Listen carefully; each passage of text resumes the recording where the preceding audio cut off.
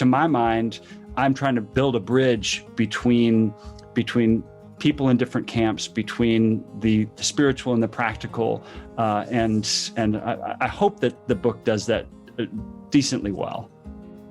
Well, I don't know that I would accuse any other book on simplicity of being shallow or superficial by any means.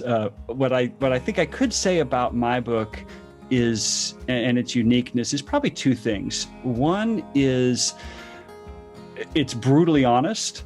It is. I fully own the fact that I am a hypocrite and that I'm on a journey with simplicity and trying my best, but failing left and right. So it's quite honest about that, and I think and I hope, therefore, rooted in humility rather than finger pointing or shaming or setting such a high bar that no one, but of course the author, could reach it.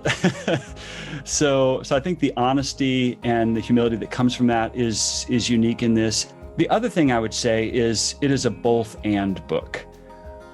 By choice and by circumstance, I've lived most of my life at the edges of things, usually surrounded by people that maybe don't necessarily think and act or talk like I do or have different backgrounds. And that's true in my religious belonging. It's been true, in my geographic situation and maybe even political situation and so forth. And so because I've always been on the edges of things, I've tried to build bridges. And the way that shows up in this book is that I don't divide the world into black and white. I don't divide things into camps. I think if you're going to live with intentionality and simplicity, it's always going to have to mean reconciling sometimes paradoxical things.